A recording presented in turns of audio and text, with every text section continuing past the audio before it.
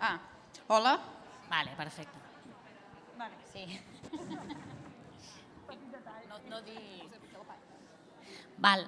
Doncs, bueno, anem amb una miqueta de retard, però seguim amb la segona part. És en la part que presentarem experiències comunitàries a altres territoris. Presentarem 4 experiències.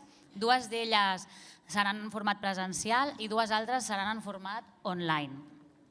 Per una banda, tindrem a la Claire Trichot, directora del Casal dels Infants al Marroc, que ens presentarà el projecte RACIF, en aquest cas serà en format online.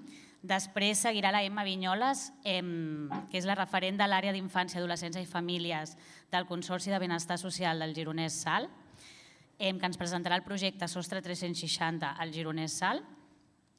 Després, altra vegada en format online, tindrem el Daniel Senovilla, que és investigador CNRS afiliat a Migrentier a la Universitat de Poitiers, que ens presentarà el projecte REMIF, que és Ressources pour les mineurs isolés de la Vienne, Migrentier Maison de Trois Quartiers.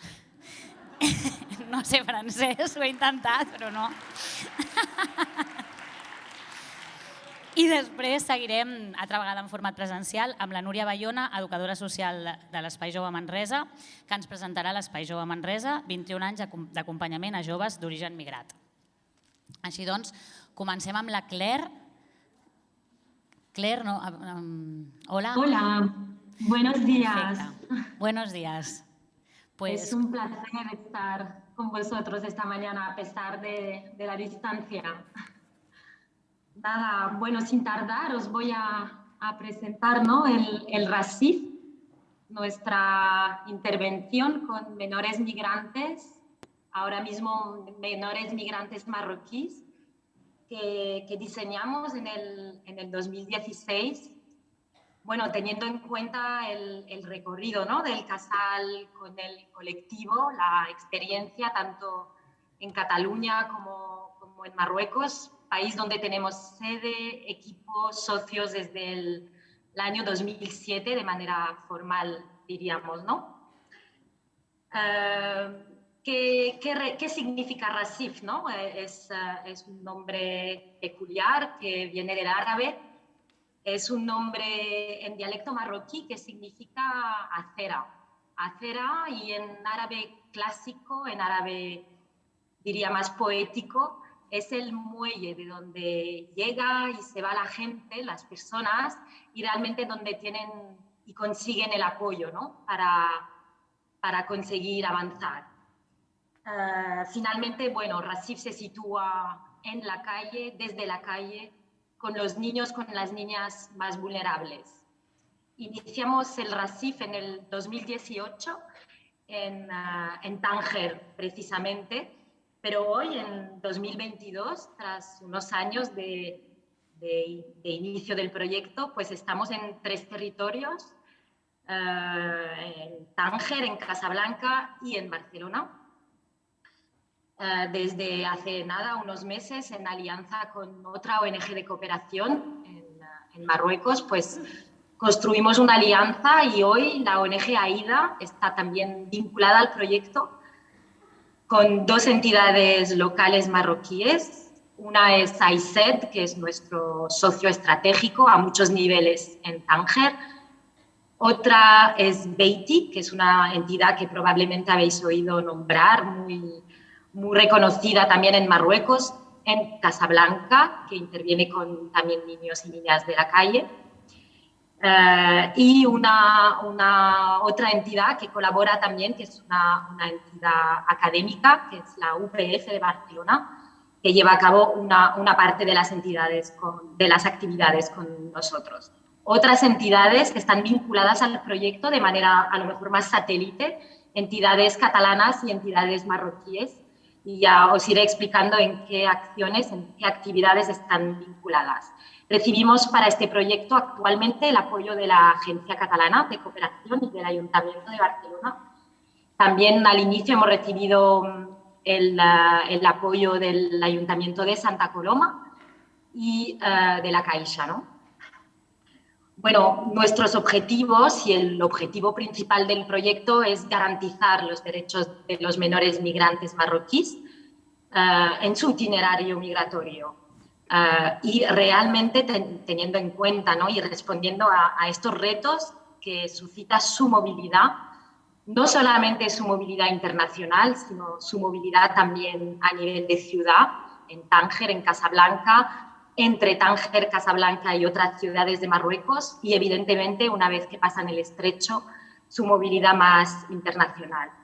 Nuestro objetivo más específico finalmente es dar respuesta a las necesidades que encuentran los menores desde su territorio de origen, en el tránsito y en el destino, que puede ser Cataluña, pero evidentemente sabemos que su movilidad es muy grande y llegan a muchos puntos, ¿no? de Europa. Claramente, bueno, tenemos una visión, ¿no? Un poco estratégica desde RACIF, ¿no? Es un proyecto transnacional, no nos quedamos en el territorio. Es importante para nosotros abordar la problemática con esa visión desde los territorios, no de forma compartimentada, sino de forma compartida. Con lo cual, el intercambio de conocimiento entre las sociedades civiles marroquí, catalana, es esencial. Ahora mismo es verdad que se limita a la marroquí y a la catalana, pero con esta visión, ¿no? De ampliar nuestros intercambios y nuestros conocimientos. También partimos de los jóvenes, de los menores y de sus relatos de itinerarios y sus itinerarios realmente, con lo cual la participación de los jóvenes, de los menores, está desde el inicio del proyecto, empoderándolos, emancipándolos y reforzando sus competencias para que participen de forma muy consciente en el proyecto. También las familias son esenciales en este proyecto y desde el país de origen, creando unidades de familias, grupos de apoyo con algunas familias en Tánger y ahora mismo también en Casablanca, constituidos de madres, pero también de padres, con esta visión, ¿no? También de empoderamiento de las familias e intentar dar apoyo para que puedan sustentar todas esas dificultades. El enfoque de género parte, claro, del enfoque de derechos que tenemos. El enfoque de género no es solamente trabajar y considerar también a las menores y a las jóvenes, sino también con los jóvenes hablar de masculinidades no violentas, masculinidades positivas. Con las familias es un discurso y un trabajo que estamos haciendo intentando dar pie, ¿no? A la igualdad entre mujeres y hombres también en el país de origen, pero en todo este recorrido. Y es un proyecto de incidencia, o sea, tenemos una estrategia de movilizar a las entidades, pero también movilizar a las administraciones, a los titulares de obligación en esa incidencia con visión internacional, los países, las organizaciones internacionales, sobre el tema de los derechos de los menores migrantes. Bueno, esos son algunos indicadores de objetivos que tenemos. Ahora mismo estamos ejecutando un proyecto que durará 18 meses. Es un ejemplo de los resultados que esperamos de este proyecto, que ya estamos ejecutando, ¿no? 350 menores participarán en el proyecto entre Tánger y Casablanca. En Cataluña habrá un grupo de menores más pequeño, más reducido, con un itinerario también de migración con los que vamos a trabajar. 9 asociaciones de Marruecos y de Cataluña estarán vinculadas al proyecto, reforzando sus competencias para intervenir, yo diría, con más elementos de calidad, ¿no? con menores migrantes marroquíes en situación de riesgo. Los actores de la sociedad civil marroquí estarán también vinculados al proyecto a través de comités de incidencia, justamente para poder proteger y reducir los riesgos y proteger los derechos de estos menores. Esperemos poder vincular e incidir con 5 administraciones públicas en Marruecos. Es un gran reto realmente, a pesar de trabajar en un país donde existen derechos de los menores, pero sabemos que la aplicación de estos derechos está bien lejos de lo esperado en las convenciones internacionales y también en los planes de las políticas públicas en Marruecos o en los convenios que puedan existir entre los distintos países. Y vinculamos también a actores, ¿no?, del tercer sector catalán. Son 5 entidades las que están vinculadas actualmente al proyecto y que lo estarán también en los próximos meses con las entidades marroquíes. A ver, tenemos 3 ejes de intervención. Un primer eje es la intervención directa con los menores en situación de calle en Tánger y en Casablanca, los más vulnerables, claramente, chicos y chicas. 10% del colectivo son chicas, con lo cual es importante darles visibilidad, pero también intervenir con ellas. Hemos elegido intervenir con los más vulnerables porque otras entidades, a través de sus recursos, pueden intervenir con otros. En la calle hay pocas entidades y la situación es muy precaria. Y también la movilidad hace parte de este enfoque. En Barcelona trabajaremos con un grupo más reducido de unos 20 menores y también jóvenes, ya jóvenes, o sea, mayores de edad, con un recorrido migratorio. El enfoque a nivel de la intervención en Marruecos es reducir los riesgos, protegerles de las violencias, ¿no?, que viven en la calle, en su movilidad. Primera atención básica, atención sanitaria, vincularles a los recursos básicos que puedan existir, trabajar en red, en comunidad, en ambos territorios, pero también en otras ciudades donde puedan estar vinculados las familias de estos menores. Es intentar hacer red, ¿no?, y movilizar la comunidad para estos menores. Y en Cataluña, con los jóvenes que ya están, pues es crear grupos de representantes comunitarios, reforzar competencias, hacerles relatar, ¿no?, su proceso, no solamente desde el aspecto migratorio, sino su proceso también de menor, de joven en Marruecos, vinculado a una cultura, una familia, unas dificultades que han hecho este recorrido que tiene un impacto también en su inclusión social, económica, ciudadana en Cataluña. Entonces, trabajaremos el teatro social en 3 territorios con esos grupos de representantes comunitarios a la vez.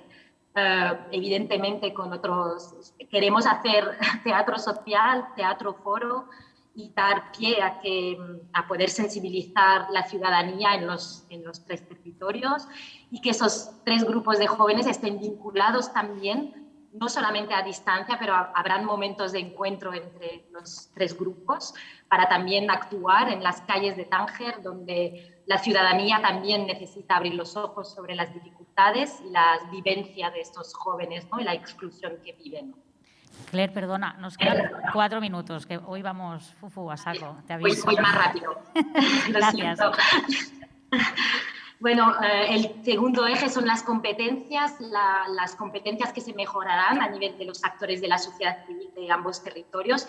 En este aspecto está vinculada con nosotros la UPF de Barcelona. Podremos tener unos seminarios internacionales online, pero también encuentros presenciales donde los profesionales del sector se podrán encontrar, compartir conocimientos sobre los perfiles, la problemática, las violaciones de derechos que viven esos jóvenes y finalmente compartir buenas prácticas, pero en el terreno. La idea también es hacerlo esta vez en presencial, en el territorio marroquí, en Cataluña, y que los profesionales juntos puedan hacer y compartir esos recorridos de estos jóvenes, implicando también en los jóvenes, ¿no? Implicando a los jóvenes en estos talleres, en estos seminarios.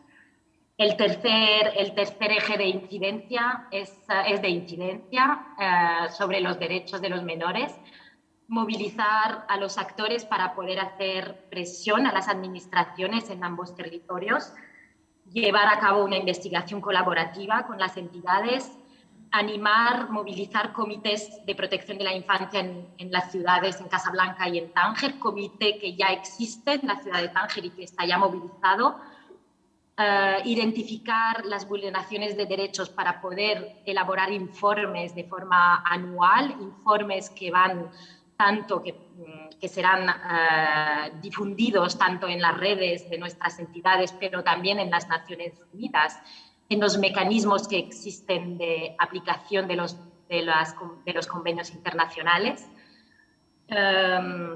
Y también a través del teatro social y de los grupos que se van a hacer en Cataluña, poder sensibilizar al alumnado de las escuelas sobre esos relatos a través de una actividad que tiene también el Casal en Cataluña que se llama Escola Suma, pues poder también contar estos relatos y estos recorridos tan increíbles, ¿no?, de los menores. Bueno, he acabado, creo que la presentación muy rápida de Rasif, pero estoy a vuestra disposición en otro momento para contaros. Rasif es un proyecto co-constructivo, ¿no?, tanto con las entidades de ambos territorios, con menores, y tenemos un pequeño vídeo, ¿no?, que queremos también proyectaros ahora. Claire, perdona, como no nos queda tiempo para el vídeo, lo que haremos es mandárselo, como al acabar las jornadas en unos días mandaremos otros materiales de las jornadas, os mandaremos también el link para que podáis verlo si queréis. Me sabe mal, pero lo hacemos así todo el mundo lo puede ver, si te parece. Gracias, Claire. Vale, muy bien. Lo siento.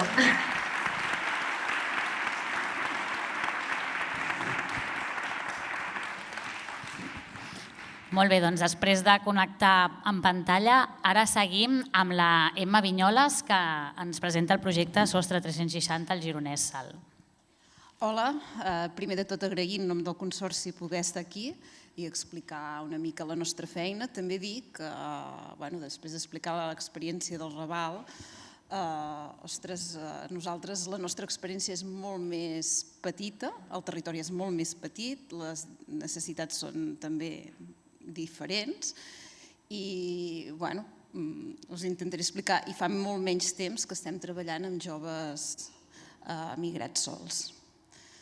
També dit això, també dir una mica que el territori consorci, el projecte Sostre que us explicaré i que després espero poder tenir temps per passar el vídeo, que és lo interessant que pugueu visualitzar el vídeo.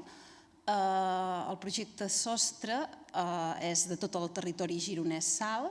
Som pla pilot de Catalunya, el territori gironès Sal. Parlo de Gironès Sal perquè el Consorci gestiona els serveis socials de tota la comarca del Gironès, excepte la ciutat de Girona. Girona també som pilot amb el tema de projecte Sostre i Girona i Sal treballem molt conjuntament perquè nosaltres sí que tenim barreres, diguéssim, de municipis, però pels joves no coneixen la diferència entre el gironès i entre Girona i Sal. Llavors, explicar-vos que també, a diferència del que han explicat des del Raval, que vosaltres vau detectar els joves perquè els teníeu al carrer, al municipi de Sal no els vam detectar perquè els teníem al carrer, perquè sí que encara en parlàvem ara i dèiem, ostres, on són els joves migrats sols a Sal? Els tenim perquè els tenim en pisos ocupats i Sal és més a la zona de dormitori i els joves volten sobretot per Girona. Llavors nosaltres ens va arribar tot això l'any 2018, tot i que sempre havíem anat detectant casos concrets de menors no acompanyats, sí que el 2018 vam començar a detectar més casos perquè també es va crear en el territori de les comarques de Girona, a la Generalitat, a la seu territorial, la Comissió Gestora de Casos. Ens van cridar i ens van dir s'estan creant centres a la comarca, a les comarques, de joves que tenen quasi bé 18 anys i els tindreu d'aquí poc al territori. Entre tots hem de trobar alguna solució per a aquests joves.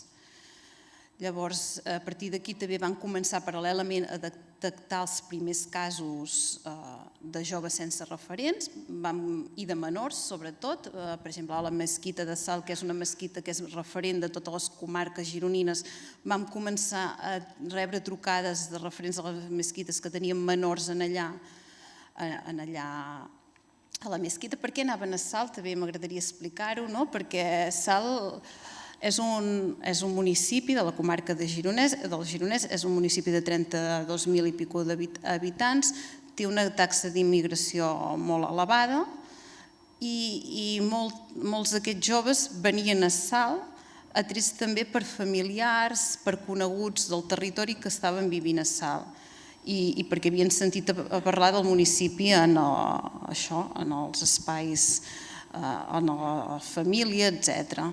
Llavors van començar a detectar casos a la Mesquita, ens trucaven i teníem menors i fèiem tot el seguiment per acompanyar-los pel circuit de la Dgaia.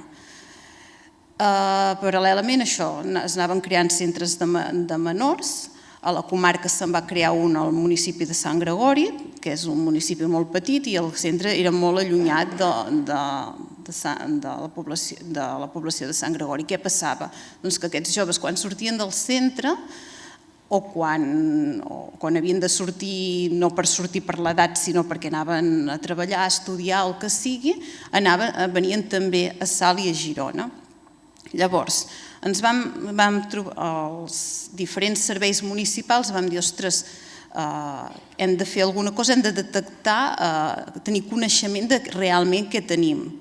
En la creació de centres ens trobàvem també que hi havia, per exemple, la policia local ens deia tenim molts joves, ens trucava a serveis socials i ens deia tenim molts joves que estan pel carrer a prop d'uns pisos, deuen ocupar pisos. Llavors vèiem i estaven en un centre de menors d'autonomia per a joves de la Dgaia. Ens trobàvem a joventut que els trucaven des dels centres perquè expliquessin què s'estava fent al poble.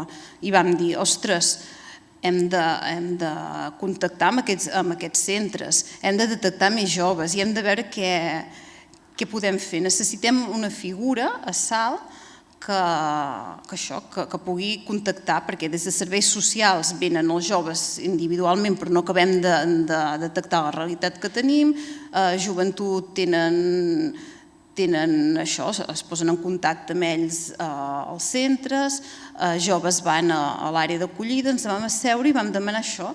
Ostres, necessitem aquesta figura. I aquí va coincidir, vam anar fins i tot al departament i així dir, ostres, necessitem una figura per poder detectar aquesta realitat de Salt perquè tenim pocs recursos, tenim uns educadors de carrer que estan detectant algun cas concret, però no els detectem aquests. Llavors va donar la casualitat que es va crear en aquell moment la figura de les dinamitzadores per l'emancipació juvenil. I aquesta figura ens va ajudar molt a poder conèixer la realitat. Van començar a contactar, va ser primer van contactar amb tots els centres que teníem a Salt i el que teníem a Sant Gregori, van començar a contactar amb els joves que tenien més de 18 anys i sortien, i amb el boca-orella es van anar detectant tots els casos i van començar a treballar conjuntament amb els centres i pisos que teníem a la comarca. Van començar a fer algunes accions concretes.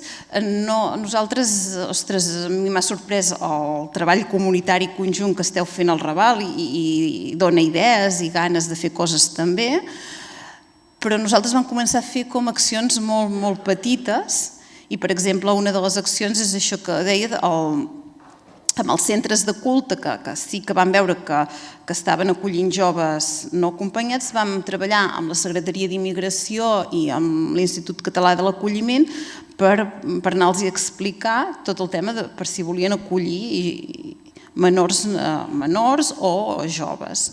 Van començar fent això.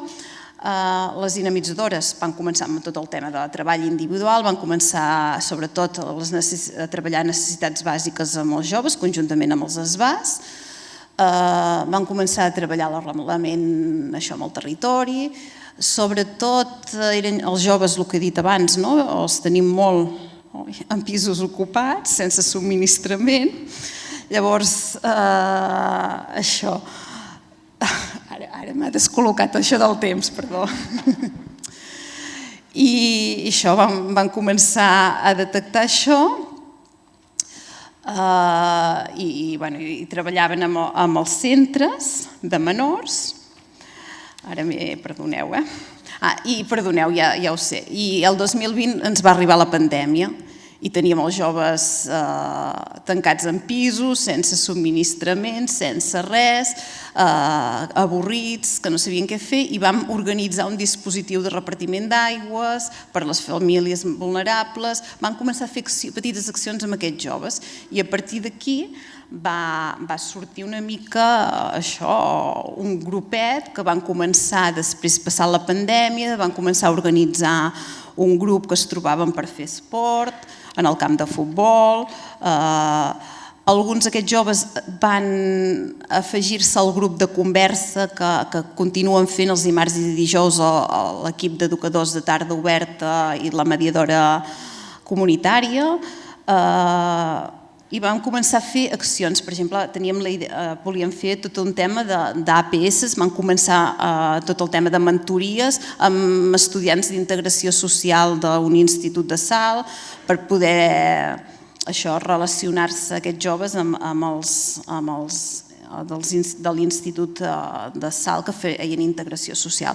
El que passa que aquesta última acció no la vam poder continuar perquè hem quedat sense la figura de les dinamitzadores de moment.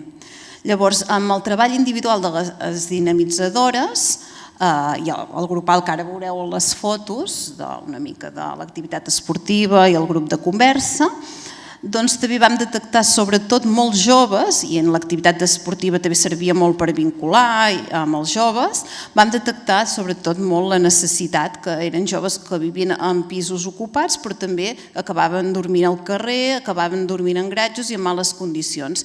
I a partir d'aquí, amb converses amb el departament, vam poder tenir la possibilitat de ser territori pilot del projecte Sostre. I ara potser, per anar més ràpid, si voleu passar el vídeo, on el projecte Sostre és un projecte del Consorci, pilot del departament, però que nosaltres hem licitat a concurs i el porta una entitat que és Suara. I ara veureu, s'explica molt bé en aquest vídeo una mica el projecte i després, si tinc temps, acabarem de parlar-ne.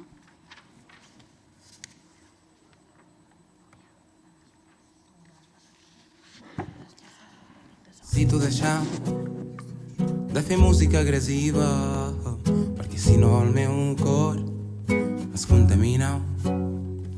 Necessito revisar totes les ferides mal curades sempre tornen a fer mal. Necessito enterrar. El Servei de Gestió Integral Sostre 360 graus Gironès Salt és un recurs del Consorci de Benestar Social Gironès Salt, gestionat per Suara Cooperativa des del febrer del 2021, que atén joves de 18 a 25 anys en situació de vulnerabilitat al carrer o imminent situació de carrer al territori de la comarca del Gironès. Aquest és un projecte nou que neix d'una necessitat i una prova pilot per donar-hi resposta. A partir d'aquí i del treball d'aquest equip s'ha dibuixat un nou servei que s'està estenent a tot Catalunya. La finalitat és oferir un marc estable de referència per ajudar a construir un projecte de vida autònom i autosuficient als joves i les joves que abordi des d'una vessant social i educativa les seves necessitats. Entenem que per crear un projecte de vida és més fàcil des d'un entorn residencial estable i a través d'un acompanyament emocional i educatiu. Es treballa, per tant, amb l'objectiu de consolidar les actituds i habilitats necessàries per tal de viure de manera autònoma, facilitar l'accés als recursos de l'entorn i garantir una convivència positiva entre les persones que conviuen als habitatges i amb l'entorn veïnal i comunitari. Actualment, el servei compta amb 20 places. Els joves i les joves del recurs tenen garantida la cobertura de les seves necessitats bàsiques mentre es compleixin i duen a terme el seu pla de treball. Tenen suport i acompanyament dels professionals, que som 5 persones. Els professionals acompanyen a fer front a les diferents circumstàncies i realitats que es derivin del seu projecte i pla de treball. L'atenció que s'ofereix és 24 hores, 365 dies l'any, tant presencial com telefònicament. Els joves viuen en la gran majoria de casos de manera autònoma en pisos compartits dins dels circuits ordinaris d'habitatge. El seu seguiment es realitza de manera individual, bé en l'espai de treball, ubicat a Girona, o en espais comunitaris, en horaris pactats amb els joves i depenent i respectant els diferents horaris de formacions, feina o pràctiques que estiguin realitzant. Els professionals del servei acompanyen els i les joves en aspectes com la recerca d'habitació, l'adquisició d'hàbits, l'acompanyament en processos formatius, la gestió econòmica, la inserció laboral o gestions administratives, entre d'altres, oferint, de manera constant i transversal, un acompanyament emocional i de referència. Des del servei oferim als joves un acompanyament jurídic per tal de poder-los ajudar en aquells processos documentals en el cas que fos necessari. Igual, també els acompanyem en els processos judicials que hagin pogut esdevenir fruit de la seva passada pel carrer. Així, tot i la temporalitat màxima de permanència en el servei s'estableix en un any, és ampliable a 3 en processos d'arrelament on el jove o la jove estigui molt implicat en el seu propi projecte i la situació així ho requereixi. El projecte s'emmarca en una dimensió sistèmica amb gran connexió amb els recursos del territori, habitatge, xarxa social, cultura i amb un acompanyament personalitzat i treball en xarxa per superar la conflictivitat i evitar la cronificació de les situacions crítiques. La nostra finalitat, doncs, és oferir oportunitats perquè les persones tinguin endavant els seus projectes vitals en un moment de la seva vida on ni tan sols han començat. Hola, buen día. Me dic Mustafa Salam, pienso a muchas cosas malas. Sense res, saps? Sense vida. Però després de trobar aquest projecte de la Sostra 360, és com ha nacido de nuevo. Ara estic millor. Bueno, ara estic estudiant, estic content.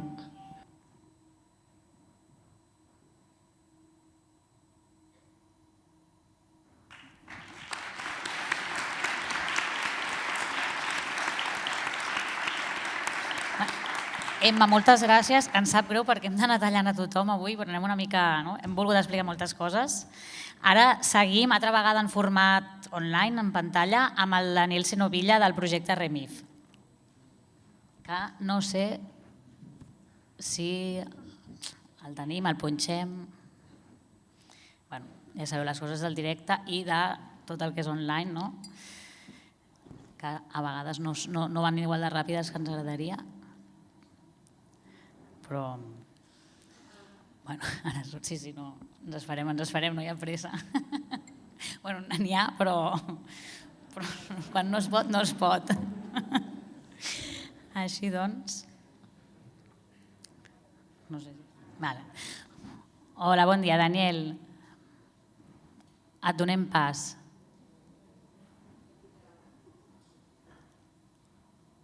Hola, Daniel. Des d'aquí em sembla que estàs mutejat. No ho sé. Sembla que no pot activar el micro. Ens esperem una mica.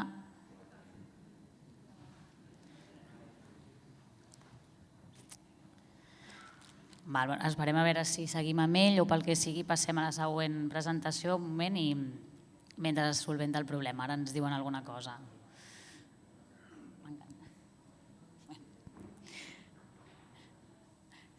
No tinc pinganillo, si no, pues tiraría de la broma. Ahora Vale, sí, ahora sí que te escoltem. ¿Me podéis escuchar ya? Sí, Daniel, buenos días, te escuchamos. Bueno, empieza cuando quieras. Vale, lo siento, no sé si podéis ver la presentación PowerPoint. Era por eso que no conseguí activar el micro, porque tenía el control de la pantalla, pero ocupaba toda la pantalla. De momento no la vemos, pero entiendo que están en ello. Yo creo que ahora sí que la vemos.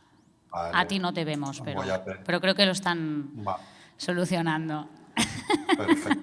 He pedido el control a distancia, pues disculpar, bueno, nos ha hecho perder 2 minutos, pero empiezo primero de todo agradeciéndoos la invitación y la oportunidad de presentar mis mi trabajo de investigación y en concreto este proyecto que fue pues, bueno, una experiencia de colaboración entre un laboratorio de investigación de la Universidad de Poitiers especializado en el estudio de las migraciones internacionales y una asociación, lo que llamamos aquí en Francia una casa de barrio, una maison de quartier que está cerca de la zona de la estación ferroviaria de Poitiers, que en principio no se ocupaba de esta población.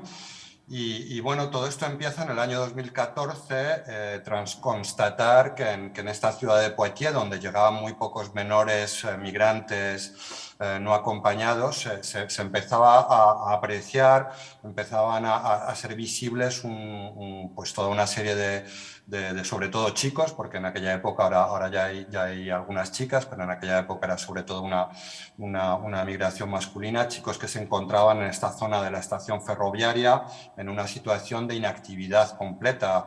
Les veías pues en los bancos cerca de esta estación o en el interior intentando captar wifi para sus teléfonos móviles y sobre todo dejando pasar el tiempo durante horas y horas sin nada que hacer. Esta situación surge de un cambio legislativo en Francia en 2013 que es provocado un poco por la queja de algunas provincias. En Francia son las provincias las que tienen las competencias en protección de la infancia. Y bueno, pues provincias alrededor de las zonas urbanas como París, Marsella, Burdeos, etcétera, que se quejan de que hay una concentración en sus territorios de la llegada de estos menores. Esto provoca, hay toda una negociación política que provoca un cambio legislativo que intenta distribuir la acogida de los menores no acompañados. Entonces, Poitiers y la provincia de la Vienne, que era un sitio que se presentaba como ejemplar en la acogida, entre otras cosas porque acogía 10-15 chicos cada año, pasa a recibir muchísimos más, subió progresivamente, pero se llegó a un pico de unas 350 acogidas en 2017. Y bueno, pues a partir de ahí las prácticas institucionales y las prácticas de acogida se degradan muy rápidamente, ¿no? Consecuencia de esto, hay un montón de chicos, unos 50 en principio, pero llegaron a ser hasta 100, que son alojados en hoteles cerca de esta estación ferroviaria y, como digo, sin nada que hacer durante sus días. Entonces, el diálogo con esta asociación nos lleva a la creación de este proyecto de investigación-acción, en principio con una pretensión de nuestra parte de que el proyecto se lleve a cabo en diálogo con las instituciones locales, en concreto con lo que sería el equivalente a la Diputación Provincial, el Departamento de la Vienne, para intentar pues, tener este objetivo pues, de aportar toda una serie de un acompañamiento a estos chicos, que tengan un acompañamiento educativo, que tengan actividades, que no estén todo el día sin hacer nada y sobre todo sensibilizar a las instituciones para que se pongan en práctica acciones tendentes a un respeto, una acogida digna y un respeto de los derechos fundamentales de esta población. Entonces, como digo, empezamos en 2015, el proyecto sigue hoy en día vigente, pero con una menor participación de Migrinter. Ha sido uno también de nuestros éxitos. Nosotros fuimos promotores de este proyecto y finalmente es una asociación de barrio que se lo ha apropiado y que continúa a ejercerlo hoy en día. Y aunque nosotros estamos menos presentes, seguimos colaborando puntualmente, ¿no? Pues podemos presentar como logros, tendría que ir a la diapositiva previa, logros de este proyecto, ahí está, ahí me salta, bien. Podemos afirmar, creemos que podemos afirmar que hemos contribuido a una mejora de la vida cotidiana, del día a día de estos chicos, de estas ahora también chicas, que se han implicado en el proyecto con un montón de acciones de acompañamiento social en general, pero con un acento particular en la escolarización. En la escolarización, vamos a decir, informal y negociada de estos chicos, muchos en liceos privados, negociando pues la posibilidad de que puedan ser aceptados en estos establecimientos, también negociando la posibilidad de que se queden internos porque había muchos problemas también de alojamiento. Entonces ha habido pues, un porcentaje importante de estos chicos que han sido escolarizados, que han podido seguir ciclos de formación profesional o lo que se llaman aquí en Francia ciclos de aprendizaje, que es como una formación en alternancia con una semana de escuela y 3 semanas en una empresa. Y bueno, ahí realmente ha sido uno de los mayores éxitos del proyecto. También hemos trabajado mucho pues, la información y el acompañamiento jurídico, aunque bueno, eso era un poco la labor de nuestro laboratorio de investigación. Y también hemos intentado fomentar la participación de la creación de una red de asociaciones y de ciudadanos que sean progresivamente, que no conocían esta realidad, porque como decía era pues era algo muy subsidiario en la ciudad de Poitiers, y que progresivamente se van implicando y trabajan en red para garantizar una mejor acogida. Entonces, los límites que podemos subrayar, pues a pesar de nuestra voluntad de trabajar en diálogo con las instituciones, en el primer momento en que adoptamos una postura crítica hacia sus prácticas y hacia su actuación, pues digamos que estas instituciones nos cortaron completamente la línea, nos cortaron completamente toda posibilidad de diálogo. Entonces hemos tenido que funcionar un poco de una forma paralela y es uno de nuestras, bueno, a pesar de que nosotros hubiésemos querido continuar dialogando, a pesar de nuestros desacuerdos, pues la institución, en concreto el departamento de la Vienne en Francia, no lo ha deseado. Entonces, cuando uno no quiere hablar, pues evidentemente este diálogo no es posible. Y luego pues apreciamos y lo documentamos de hecho en una publicación en el año 2019, no sé si la podéis ver en pantalla, la estoy mostrando, una degradación de estas prácticas institucionales, sobre todo los procedimientos de determinación de la edad de estos menores que, bueno, pues el departamento de la Viena pasó a unas cifras de rechazo de las solicitudes de menores que se declaraban como tales, que estaban en torno a 3/4 de los casos, lo cual dejaba a estos chicos en una situación de precariedad muy grande. Es por ello que planteo esta pregunta. Una investigación-acción puede transformar la realidad. En nuestro rol de investigadores pues, ha sido muy interesante esta colaboración, pero ha estado muy condicionada por esta ausencia de diálogo institucional y bueno, por la dificultad de tener que trabajar con chicos que finalmente se encontraron en una situación de precariedad muy importante, porque si iniciamos nuestro trabajo con chicos que estaban en esta espera de ser reconocidos menores, progresivamente nuestro trabajo se ha centrado mucho en aquellos que eran rechazados y digamos, excluidos de la protección de la infancia porque el departamento consideraba que no eran menores. Entonces había un acompañamiento hacia los recursos jurídicos para intentar que su minoridad fuese reconocida y también a un acompañamiento social y una búsqueda de alojamiento, porque estos chicos que eran rechazados de la protección de la infancia se quedaban en situación de calle. Afortunadamente, con la colaboración de otras asociaciones, y en concreto una que se llama Mine de Rien, se creó una red de familias de acogida voluntarias que está un poco, pues, digamos, limitando la situación de alarma social que provocaría, pues, el hecho que 100, 150, 200 jóvenes se encontrarían en situación de calle. Entonces, bueno, el otro aporte, y ya voy acelerando para que dé tiempo a ver el vídeo que plantea al final, sería nuestra reflexión metodológica. Y hemos trabajado mucho en ver cómo podemos dar una voz y un protagonismo a estos jóvenes para que sus reivindicaciones, sus voces sean escuchadas. Entonces, bueno, hemos salido un poco del esquema clásico de investigación cualitativa con entrevistas individuales, etcétera, que consideramos que son muy violentas para estos chicos, que son interrogados por muchos actores y que necesitan una forma de control sobre lo que quieren relatar de su experiencia. Hay cosas probablemente que por su violencia, por el trauma de sus experiencias previas no pueden decir o no quieren decir. Entonces, toda nuestra preocupación ha sido crear las condiciones para que ellos puedan expresar lo que quieren expresar sobre sus relatos migratorios y sobre sus reivindicaciones hacia el futuro. Entonces, hemos trabajado mucho con herramientas participativas y soportes artísticos. En concreto, bueno, esto sería una foto de los talleres de información jurídica, que es una forma también de legitimar nuestro rol de investigadores. y bueno, hemos creado una colección de relatos literarios en los que los chicos que quieren publican un poco su experiencia migratoria. Y bueno, trabajamos muchos otros formatos. Estos serían unos talleres de pintura y expresión, fotografía, dibujo, etcétera. Y también la música. Entonces, para terminar y agradeciendo vuestra atención, pues me gustaría que se proyectase un vídeo, o en todo caso la primera parte, que tiene subtítulos en castellano, de un grupo de jóvenes que han constituido una asociación y un estudio de música y bueno, pues que colaboraron con nosotros en el marco de un proyecto más reciente, Migración Positiva, y crearon este clip de rap que se llama Migración Positiva, que os invito a escuchar. Muchas gracias.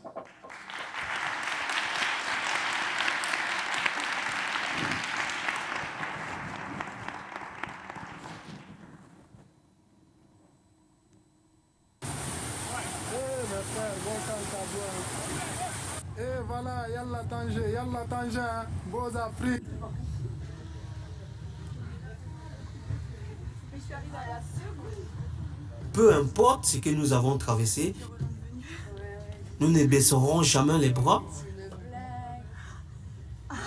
Nous resterons toujours positifs. Alpha Records, Young Revolution Family. Après des années de souffrance dans le Sahara, la Méditerranée, sans compter le mépris, le calvaire que nous subissons dans certains pays, pas miracle. Et grâce à Dieu, nous parvenons à franchir les portes de l'Europe. Et malgré les nombreuses pertes de vie, on ne baisse pas les bras. On s'obstine d'aller vers l'avant. On lève les yeux vers le ciel, on dit repose en paix. Le rêve se poursuit en Espagne, en Italie, en France. On franchit les dorados remplis de joie sans pouvoir connaître la réalité. Immigrants ignorants, mais juste à l'entre, nous apercevons la grande différence avec nos pays d'origine. On a su vécu pour changer les coups de choses, un coup de bélier, la pendule à l'heure, le jardin de plantes en éveil. Aujourd'hui on a de l'assistance sociale, nous encadre, on monte nos projets, Your Revolution 86, c'est la preuve qu'on est là, on atteindra le sommet. Le produit brut irrémif, nous dirons pas le contraire. Grâce à vous on a eu accès aux formations, à l'emploi, à l'éducation. On a contribué la bonne manière à l'évolution, le développement du bien-être. Et grâce à l'emploi on se fait la thune, et porter l'aide à la famille. Merci à tous ces assos qui se battent jour et nuit pour l'intégration, l'insertion de migrants isolés.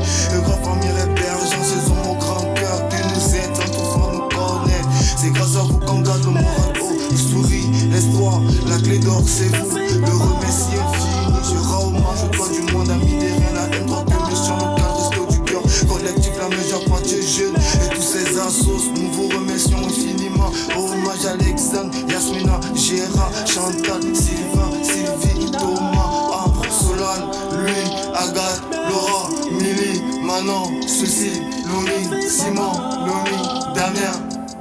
Jérémy repose en paix, on t'oubliera jamais. On t'oubliera jamais. Repose en paix. Repose en paix.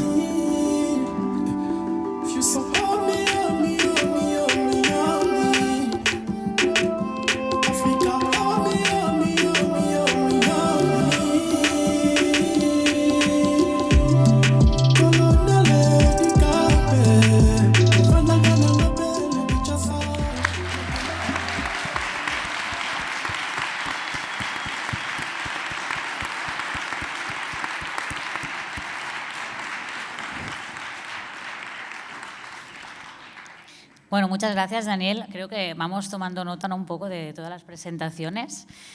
Ahora nos queda ya la de Núria Bayona, que nos presenta a l'Espai Jove Manresa. M'havia canviat. Bueno, Núria, endavant. Merci. Bon dia, gràcies per convidar-nos des de l'Espai Jove Manresa. Mirant sortint ara...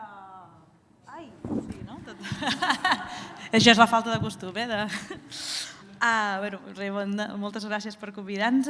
Aniran passant fotos així aleatòries d'una mica el que aniré explicant. perquè us feu una idea, Espai Jove és un projecte de serveis socials de l'Ajuntament de Manresa que treballem amb joves d'origen a la immigració dels 12 als 25 anys. Perquè us feu una idea, amb la memòria aquest any del 2021 hem atès 267 joves, dels quals el 37% són que a la seva via d'arribada són menors no acompanyats, perquè feu una idea una mica de com treballem amb el projecte. Llavors, nosaltres portem 22 anys, farem aquest any que existeix el projecte, va néixer l'any 2000, arrel dels reagrupaments, els primers reagrupaments que van haver, hi van haver queixes de veïns, que hi havia uns joves al carrer que parlaven un idioma diferent i que els comerciants i això se sentien insegurs i aquestes coses. Llavors, des de l'Ajuntament i Càritas es van ajuntar i van decidir contractar 2 educadors socials per poder conèixer, poder saber què necessitaven aquests joves i una mica fer aquest acompanyament. Al cap d'uns anys, els 2 educadors es van quedar a l'Ajuntament i de moment seguim encara. Llavors, l'objectiu del projecte és assolir un desenvolupament integral adequat dels joves, aprofitant els recursos que ja existeixen. Això implica que, tot i no ser un projecte de treball comunitari, el treball en xarxa i de la comunitat és imprescindible, ja siguin tant amb entitats i col·lectius com amb veïns o la gent que els acompanyen, vull dir, és igual, el noi decideix amb qui entra a les entrevistes, qui vol que l'acompanyi, ens dona permís per poder parlar o coordinar-se amb el que ell vulgui que ho fem. Llavors, aquest treball amb qui ell vulgui és imprescindible per fer aquest acompanyament. Sempre s'ha partit des del projecte de la necessitat i l'inquietud del moment, i això fa que durant aquests 22 anys hagin fet moltes coses diferents depenent del moment. Quan va començar amb els reagrupaments i després va començar a haver algun noi menor no acompanyat al cap dels anys i ara que n'hi ha més. Vull dir que depèn del moment que ens hem trobat, hem anat fent coses diferents. Intentem acompanyar que si hi ha el recurs que es necessita i aquest existeix, fem l'acompanyament i si no, intentem pensar-lo, crear-lo o ens inventem o busquem. Llavors, es tenen en compte tant les necessitats expressades dels joves com les que nosaltres detectem. 22 anys dona per moltes coses, faré una petita pinzellada una miqueta d'alguns projectes que s'han fet així més comunitaris. Va haver un moment que hi havia moltes noies joves que volien ser mares joves, que cuidaven els seus germans petits, i hi havia moltes inquietuds d'elles cap a això, i llavors es va crear, per exemple, un curs conjuntament amb el Servei d'Informació i Atenció a la Dona que es va dir les mainaderes.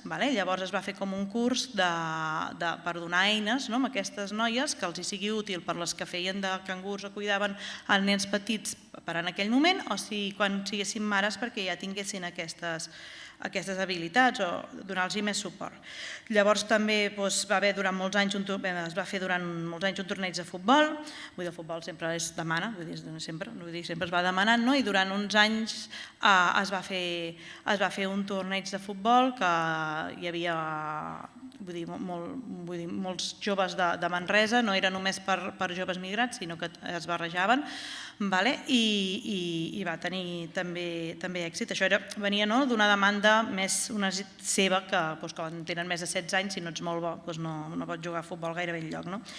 Llavors també nosaltres teníem un projecte que dèiem el Més 16, que és el de darrere, que surt ara, que era per als joves que acabaven d'arribar, feia poc que arribar, que quan tens més de 16 anys ja no vas a l'institut, fer xarxa és difícil, conèixer gent és difícil, el tema de l'idioma, a les classes a Manresa no hi ha llocs específics per formació per joves d'origen a la immigració, després centre de normalització lingüística, que és el que hi ha, no barregen per edats, anar tenir 16 anys i anar a fer català amb la veïna de 50, doncs igual no és la motivació dels joves, no?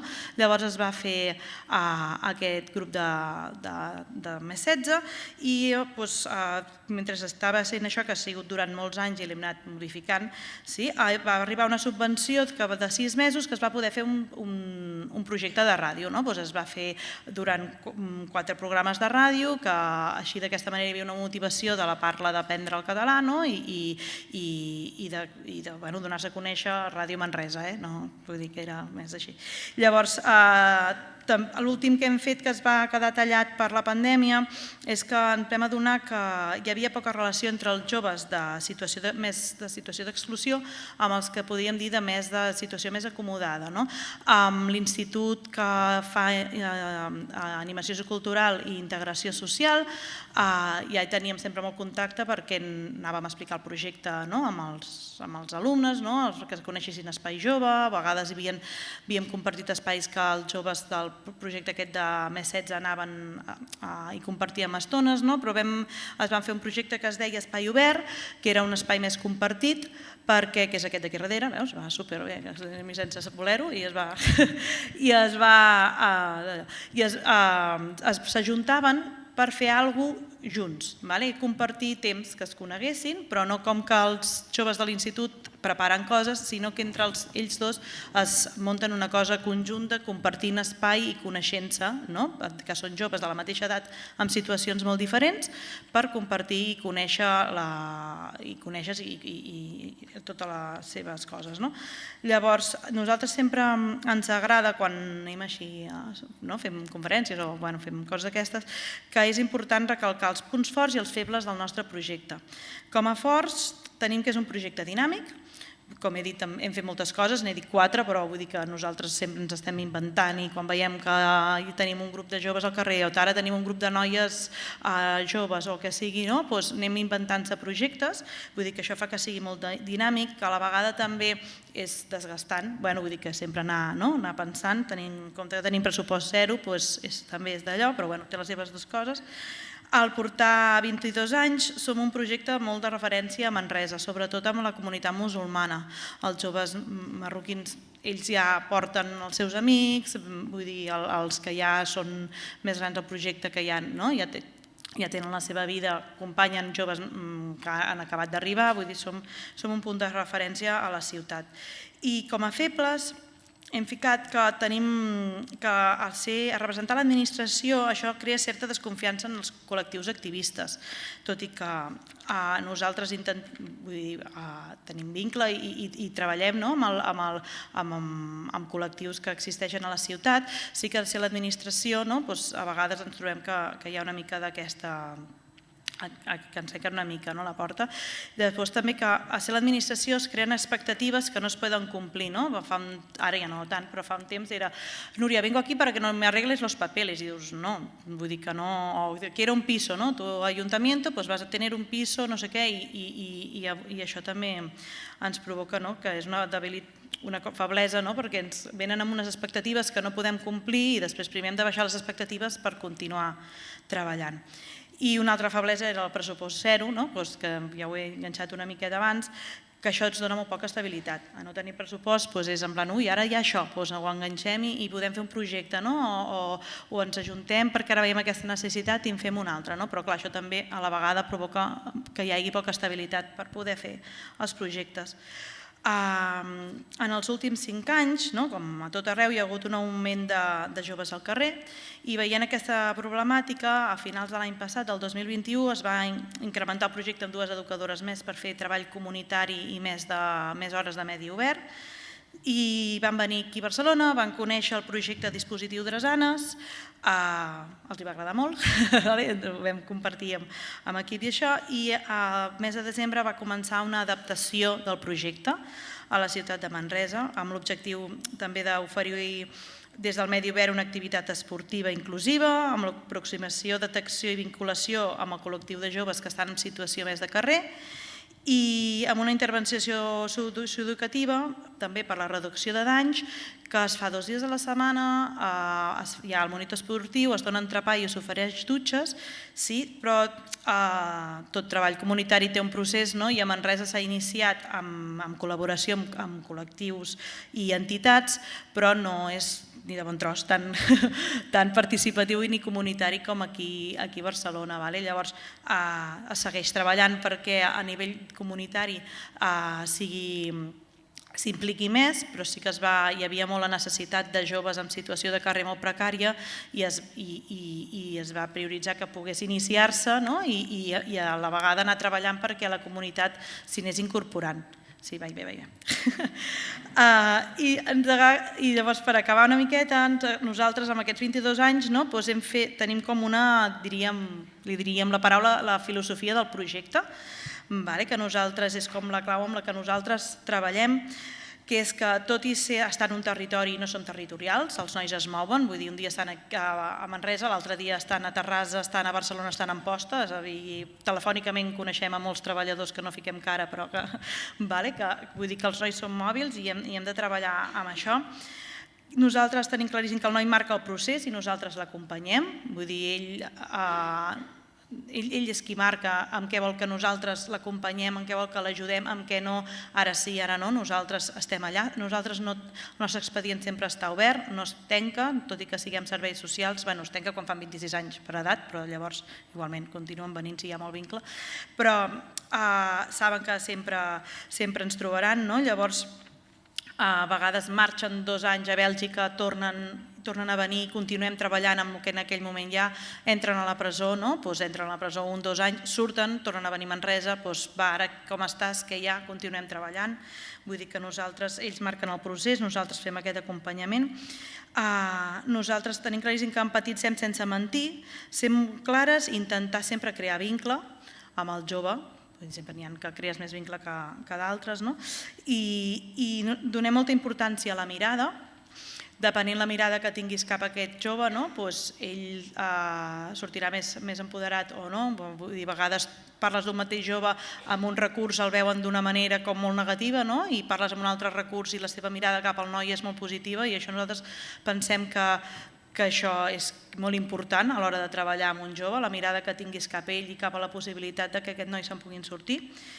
I volia acabar amb que moltes vegades intentem, ens agradaria, si més no, poder donar solució a les problemàtiques que tenen, que es troben que són molt difícils, i la majoria de vegades no és així, o si més no amb rapidesa, i volem tenir en compte que tots, tant siguem educadors com gent que acompanya aquests joves, que nosaltres també podem ser un recurs com a pròpia persona, no només que és anar enviant recursos i intentar donar solució, sinó que a vegades nosaltres com a pròpia persona podem ser un recurs en aquell moment que sap que estàs allà i que podràs escoltar-la en el que siguin i que et trobaran a tu, i que a vegades et dona la sensació com quan treballem amb joves que tenen tantes dificultats que no els hi pots solucionar, perquè no depèn de tu si tindrà papers o no, o si què li passarà, o si tindrà lloc per dormir o no, però que a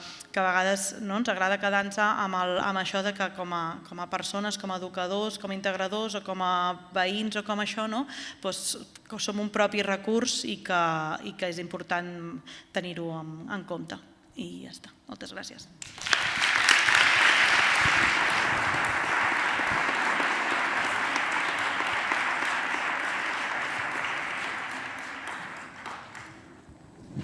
Moltes gràcies a totes per les vostres presentacions, també per ajustar-vos el temps, que sabem que era curtet. Ens quedem, jo crec, amb aquesta frase també final teva, Núria, que crec que és una bona manera de concloure, que totes som un recurs i la importància, per tant, també de donar-nos com aquest reconeixement al final.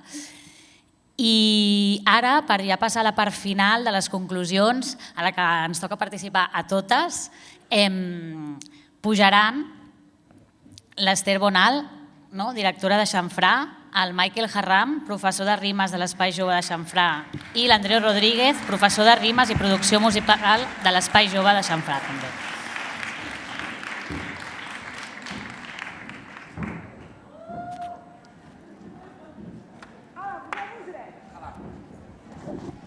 Bueno, ja. Ens hem d'aixecar. Ens hem d'aixecar i estar una mica vius. Us expliquem ràpid, vale? Vius i vives. Podem encendre el llum de sala, sisplau? Bon dia. No us n'aneu, hombre, rajaos. Aquest món és dels valents, No s'hi val, això. Bueno, què hi farem? ¿Cuánta gente tiene que ir al baño, Mireu, anirem molt ràpid perquè volem intentar acabar a 1:15, que és l'horari d'acabar.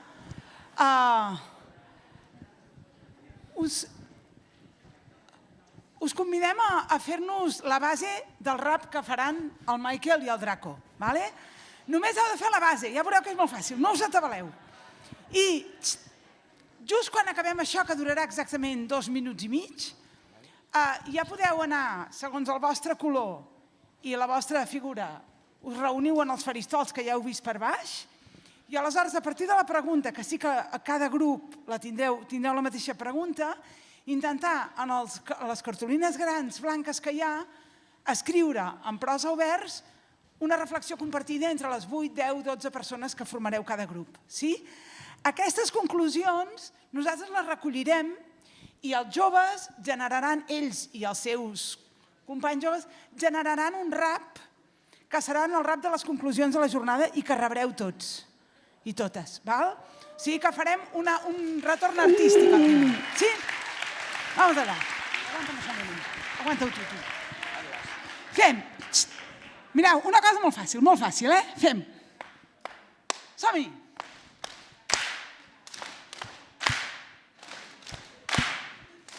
Stop. Molt bé. Ara, a més de fer això, direm dum-dum-pa, dum-dum-pa. Som-hi.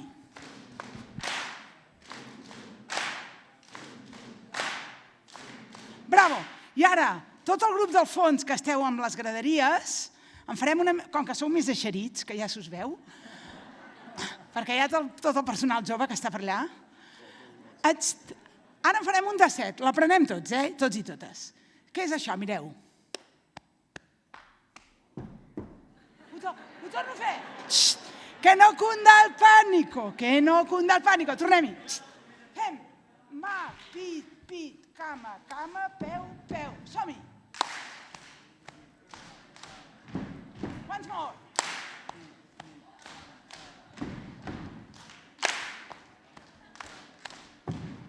Molt bé. I ara, no aplaudiu, que no tenim temps. Aleshores, ara, a la graderia de dalt, quan feu el mà, pit, pit, cama, cama, peu, feu tum, tum. A veure...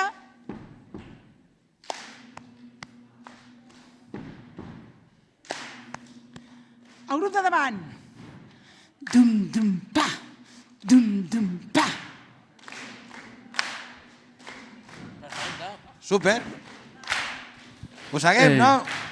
A la 3, 2, 1. I per concloure la jornada ara us toca treballar. Compartir les reflexions per poder-les expressar. Una pregunta teniu que ara us toca contestar, perquè el que pugueu fer avui no deixeu-ho per demà. Som acció comunitària i ho farem participant, repensant la nostra tasca amb el jovent migrant. Aquí junts acompanyem, superant dificultats per reivindicar els seus drets, que no siguin trepitjats. Tots.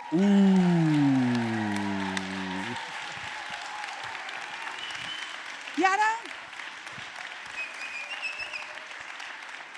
Mireu, si us sembla, ara són les 2:20, ens dividim ara per grups, fem aquesta feina i a 10 teniu una mica menys de mitjoreta justa, ens porteu alguna cosa interessant per aportar. Sí? Aporteu-nos el que vulgueu a partir de la reflexió que feu, que segur que ens ajuda a tot l'equip. Moltes gràcies i fins a les 2:10 aquí, per acabar puntuals. Gràcies.